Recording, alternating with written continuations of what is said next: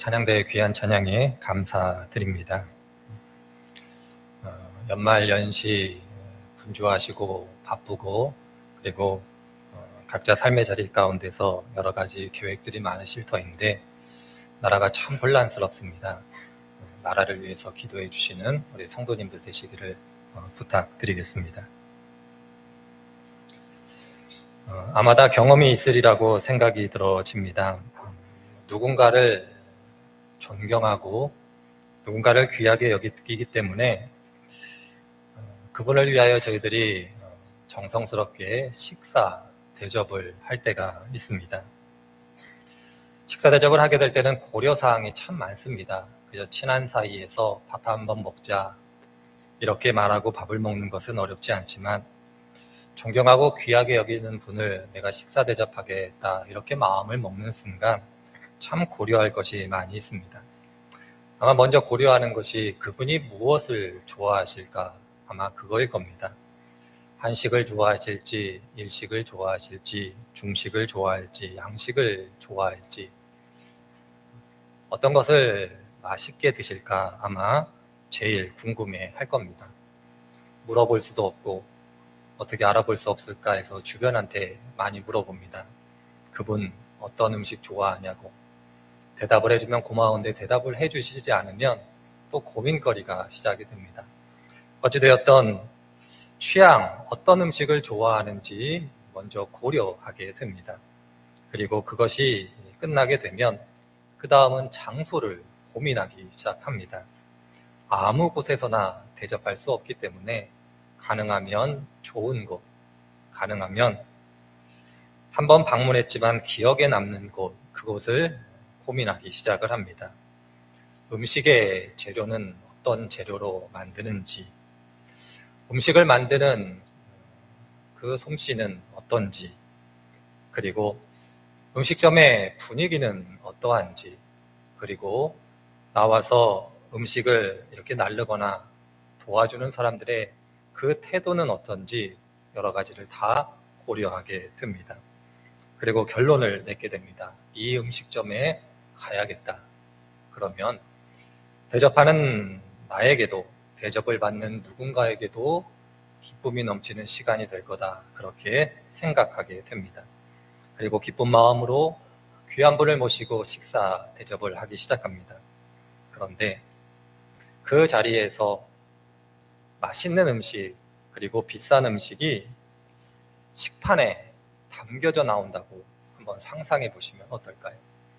어린아이를 키웠을 때 아이 식판에 귀한 음식이 담겨져 나오고 군인들이 먹는 식판에 그 음식이 담겨져 나온다.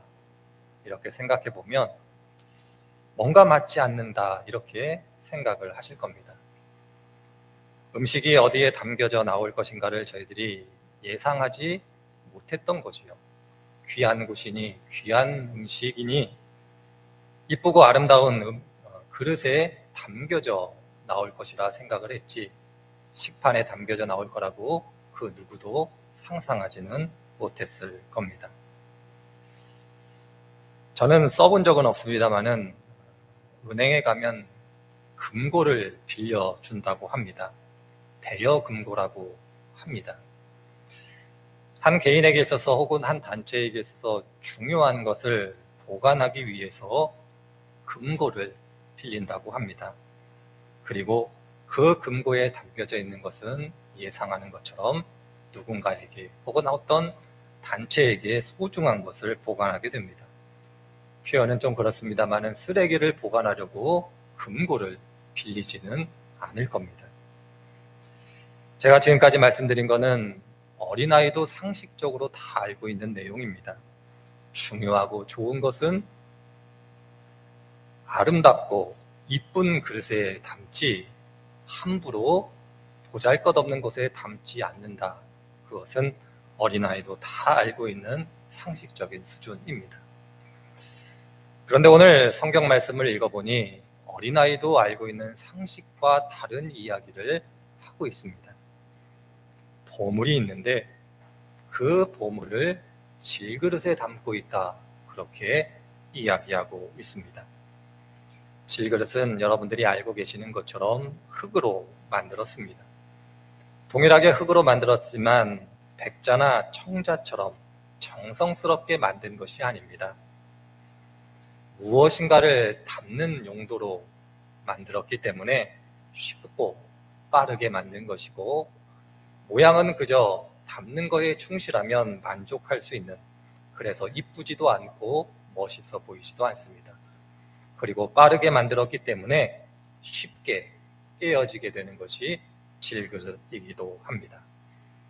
아마 한 번 성도님들께서 일상을 살아가시면서 질그릇과 같이 사용되어지는 어떤 그릇들이 있을 겁니다.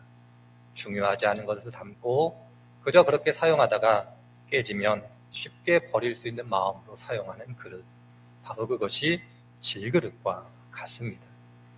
그런데 오늘 사도 바울은 우리들에게 이야기하기를 보물이 있는데 그 보물을 질그릇 안에 담아두었다, 이렇게 설명하고 있습니다.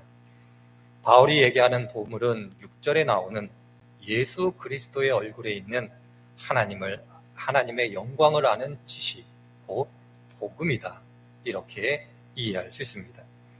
죄인을 구원해내는 하나님의 사랑이 담겨져 있는 보물, 곧 복음이 질그릇과 같은 그릇에 담겨져 있다, 이렇게 이야기하고 있습니다.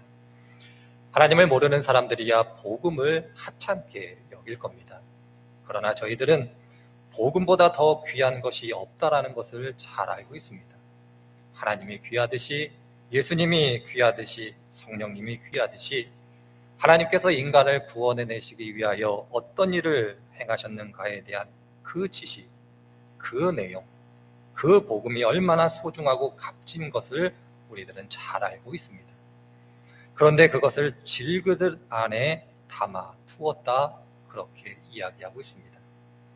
성경이 말하는 바 질그릇은 그리스도인들임을 여러분들이 아실 줄 압니다. 하나님을 모르는 사람들이 아니라 그리스도인들, 질그릇과 같은 그리스도인들 안에 담아 두었다, 그렇게 말씀하고 계십니다. 육체적으로는 시간이 지나면 점점점 나약해질 수밖에 없고, 지식으로도 많이 알지 못하고, 감정으로는 한쪽으로밖에 치우칠 수 없고, 모든 면에서 결과적으로는 나의 유익을 중요하게 생각할 수밖에 없는 그러한 인간, 그러한 그리스도인 우리들 안에 하나님께서 보화를 두셨다, 이렇게 이야기하고 있습니다. 성경을 보면 아브라함이라는 인물을 저희들이 볼 수 있습니다. 믿음의 조상이죠. 그러나 창세기 12장을 보면 자신의 목숨이 위험해지자 자신의 아내를 여동생이다, 그렇게 칭하는 장면을 2번 보게 됩니다. 이스라엘의 가장 위대한 왕이라 불리우는 다윗은 하나님 앞에서 간음을 범했고, 그 죄를 덮기 위하여 계획적으로 살인을 청부합니다. 바로 아브라함이라고 불리우는 믿음의 조상도, 가장 위대하다라고 불리우는 다윗조차도 질그릇과 같음을 우리들에게 성경은 보여주고 있습니다. 그럼에도 불구하고 하나님께서 그 안에 보화를 담아두고 계십니다. 저는 성경을 읽어가면서 가끔 이런 생각을 할 때가 있습니다. 하나님께서 그의 일들을 행하실 때에 나약하고 연약한 질그릇과 같은 우리가 아니라 오히려 천사를 사용하시는 것이 더 낫지 않았을까, 그런 생각을 해보게 됩니다. 사람보다는 천사가 더 효과적일 텐데, 하나님께서 천사들을 사용하셔서 그의 영광을 드러낸다면 더 잘하실 수 있을 터인데, 왜 하필이면 하나님께서 인간과 같이 이렇게 연약한 존재를 사용하실까, 그런 생각을 종종 해보게 됩니다. 저만 이런 생각을 했던 건 아닌 것 같습니다. 시편을 읽어보면 시인도 비슷한 얘기를 하고 있습니다. 시편 8편과 시편 144편을 보면 시인이 이렇게 고백하는 것 여러분들이 아실 줄 압니다. 하나님, 사람이 무엇이기 때문에 하나님께서 이렇게 생각하십니까? 하나님, 사람이 무엇이기 때문에 하나님께서 이렇게 돌보기까지 하십니까? 이렇게 고백하는 시인의 모습을 발견하게 됩니다. 천사보다도 한참 모자란 인간이지만 하나님께서 보화를 그 안에 담아두셨음을 이해할 수 없습니다. 이렇게 시인이 고백하고 있습니다.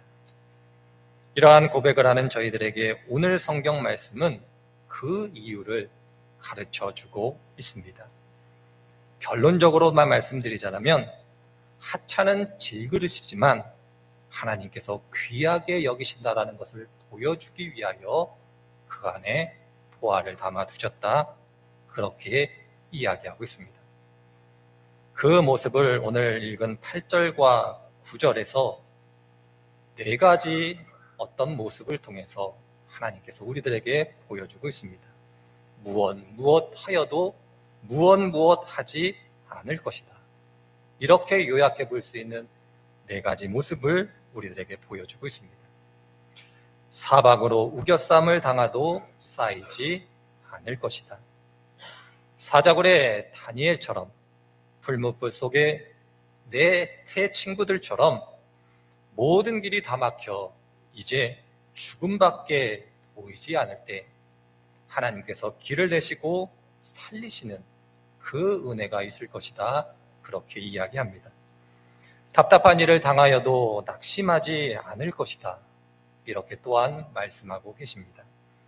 잠시 낙심하지만 그러나 그것이 결과적으로 절망에 다다르지 않을 것이다. 낙심하지만 소망이 있다. 어떻게 보면 말이 안 되는 모순적 상황이지만 그렇게 우리들을 이끌어 가시는 하나님이 계시다, 그렇게 이야기하고 있습니다. 선한 목자 되신 하나님께서 우리들을 이끌어 가시기 때문에 낙심할 상황이지만 소망이 있다, 그렇게 이야기하고 있습니다. 박해를 받아도 버림받지 않을 것이다, 또한 이렇게 이야기하고 있습니다.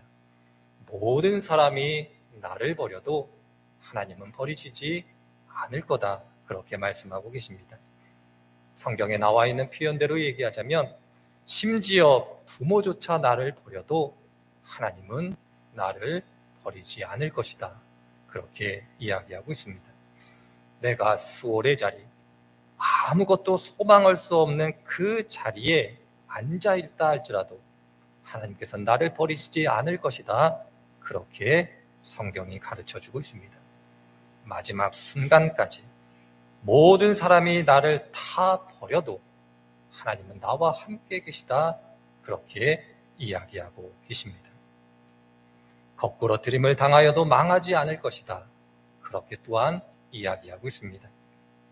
인생의 여정 가운데 더 떨어질 수 있을까? 더 나빠질 수 있을까?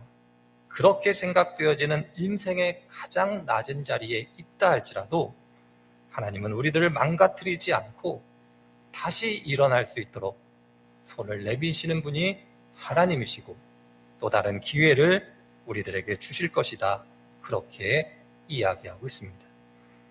하나님께서 질그릇과 같은 우리들 가운데 보화를 두신 이유는 하나님께서 질그릇이지만 그것을 얼마나 귀하게 여기시는가를 보여주기 위하여 우리들 가운데 하나님께서 보화를 두셨다, 그렇게 이야기하고 있습니다.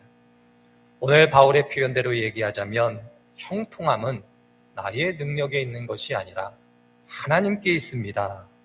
이것을 알도록, 이것을 경험하도록 하나님께서 우리들 가운데 보화를 담아 두셨다, 그렇게 이야기하고 있습니다. 질그릇이 깨지지 않는 것은 질그릇이 단단해서 그런 것이 아니라 하나님께서 깨지지 않도록 돌보시기 때문에 그러하다, 이렇게 이해할 수 있습니다. 모든 것이 하나님의 은혜고 모든 것이 하나님의 은총임을 오늘 바울이 우리들에게 가르쳐 주고 있습니다.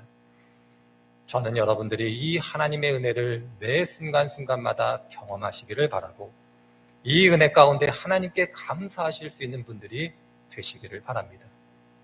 질그릇과 같은 우리들이도 돼 하나님께서 우리들 가운데 보화를 드신 이유가 이와 같음을 기억하셨으면 좋겠습니다. 그러나 저는 이것보다 더 중요한 것이 있다고 생각을 합니다. 오늘 사도 바울은 이야기하고 있지 않지만 고린도후서 전체를 통하여, 아니 성경 전체를 통하여 하나님께서 우리들에게 가르쳐주는 더 중요한 이유가 있다고 생각이 들어집니다. 그것은 질그릇 안에 보화를 두신 이유는 다른 데 있는 것이 아니라 보화를 담아 질그릇을 깨트리기 위함이다. 이렇게 말씀드려보고 싶습니다.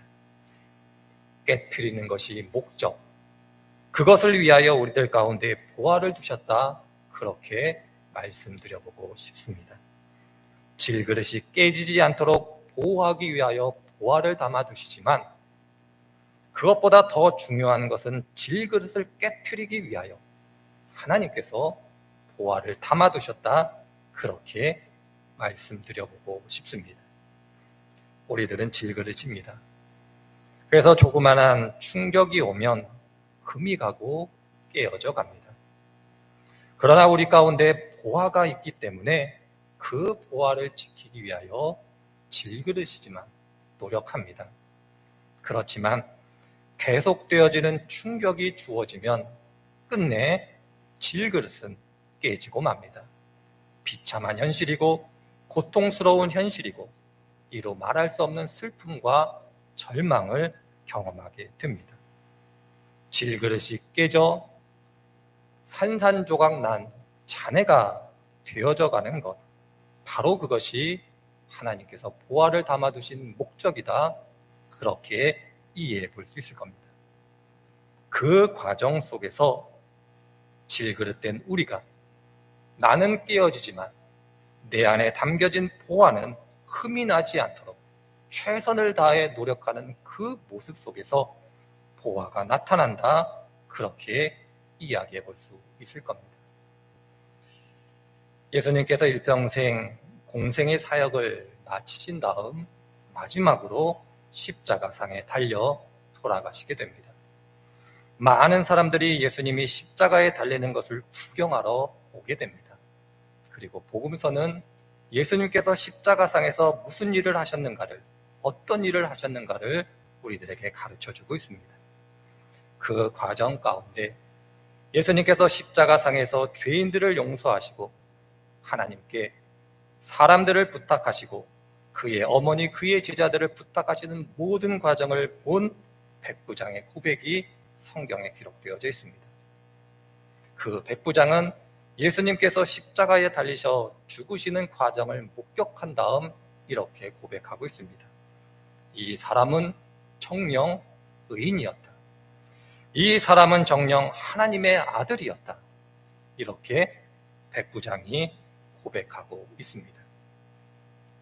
예수님이 질그릇은 아니시지만 예수님을 질그릇으로 저희들이 생각해 본다면 질그릇이 깨어져가는 전 과정을 백부장이 본 겁니다. 그리고 질그릇은 깨어졌으되 그 안에 담겨져 있는 보화를 백부장이 발견하게 된 겁니다. 질그릇은 깨져 죽음에 이르렀으나 그 죽음에 이르는 과정 속에서 질그릇이 어떻게 보화를 잘 보존했는가를 보게 되었던 겁니다.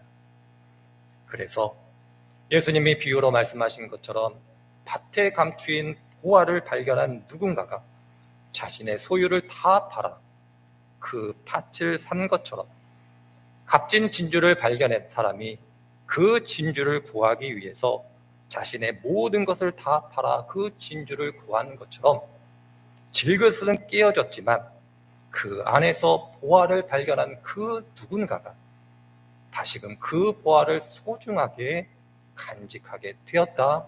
그렇게 말씀해 볼 수 있을 겁니다. 질그릇은 깨어져 산산조각나 잔해가 되었습니다. 그러나 그 과정 속에서 누군가는 그 보화를 발견하고 그 보화를 다시금 자신의 모든 것을 팔아 구입하게 됩니다. 그 과정이 바로 질그릇 안에 보화를 보관한 이유다. 그렇게 성경이 우리들에게 가르쳐 주고 있습니다. 기독교 역사를 보면 하나님께서 이와 같은 일들을 하셨음을 많이 보게 됩니다. 박해를 받은 많은 그리스도인들이 결과적으로 순교의 자리에 이르게 됩니다. 이름도 알 수 없고 어디에 있는지 알 수 없는 선교지에 가서 죽기까지 하나님의 복음을 전한 많은 선교사들을 보게 됩니다. 구체적인 삶의 현실 속에서 하나님의 자녀로 살아가기 위하여 나의 유익을 버리는 많은 그리스도인들을 보게 됩니다. 하나님의 교회를 위하여 자신에게 맡겨진 역할을 최선을 다하여 감당해가는 성도님들을 보게 됩니다. 깨어집니다. 그러나 그 깨어짐이 누군가에게 보화가 되는 그 과정이 있음을 성경이 우리들에게 이야기하고 있습니다. 이렇게 표현하는 것이 맞는지는 모르겠습니다만은 이렇게 좀 표현해보고 싶습니다. 하나님께서 우리들을 죽음의 자리로 밀어 넣으시고 결국 죽이십니다. 그러나 우리들이 죽었기 때문에 누군가가 살게 되는 그 은혜의 역사가 있다. 이렇게 말씀드릴 수 있습니다. 하늘의 미랄이 땅에 떨어져 죽지 않으면 아무 열매도 맺을 수가 없습니다. 질그릇과 같은 우리들이 깨어져 그 안에 보화가 드러나지 않는다라면 그 누구도 보화를 발견할 수 없습니다. 그래서 바울이 오늘 말씀 가운데 이렇게 고백하는 겁니다. 예수의 생명이 우리 죽을 몸에 나타나게 하려 합니다. 죽어야 산다라는 이 역설적 진리를 오늘 바울이 우리들에게 가르쳐 주고 있습니다. 그래서 바울이 오늘 15절에서 이렇게 고백할 수 있는 겁니다. 이 모든 일은 다 여러분들을 유익하게 하려고 일어났습니다. 하나님의 은혜가 점점 더 많은 사람에게 퍼져서 감사하는 마음이 넘치게 하고 하나님께 영광을 돌리게 하려는 것입니다. 저희들이 믿음의 길을 걸어가며 질그릇 안에 보화가 담겼다라는 의미 속에서 오늘 고린도후서 말씀이 이야기하는 바 그 질그릇을 귀하게 여기시는 하나님의 은혜가 가득하시기를 바랍니다. 한 명의 목회자로서 이렇게 하나님께서 질그릇과 같지만 하나님께서 보호해 주시는 귀한 분들이 되시기를 바랍니다. 그러나 혹여 하나님께서 질그릇과 같은 나에게 보화를 두심으로 깨트리시는 것이 목적이다라면 그 목적 가운데 하나님께서 숨겨두신 보화가 잘 나타날 수 있도록 그 깨어짐을 받아들이는 것도 믿음의 한 모습임을 기억해야 할 것입니다. 질그릇이 보존되는 것도 하나님의 은혜고 질그릇이 깨어지는 것도 하나님의 은혜임을 잊지 않아야 할 것입니다. 믿음은, 신앙은 이 역설적인 모든 것을 받아들이고 인정하고 살아가는 것임을 기억하셨으면 좋겠습니다. 성도님들 한 분 한 분들의 삶의 자리 가운데 질그릇과 같지만 하나님께서 보호해 주시는 그 큰 은혜가 넘치시기를 바라고 기도합니다. 그럼에도 불구하고 혹여 삶의 자리 가운데 하나님께서 질그릇과 같은 나를 깨뜨리신다라면 믿음 안에서 이 과정을 잘 극복해 가시는 귀한 성도님들이 되시기를 소망합니다. 중요한 것은 하나님께서 우리들을 귀하게 여기신다라는 것이고 우리의 삶의 현실, 우리의 환경은 이 모양 저 모양 달라질 수 있지만 우리를 향한 하나님의 마음은 변하시지 않는다라는 것을 기억하시는 복된 성도님들이 되시기를 주님의 이름으로 축원드립니다.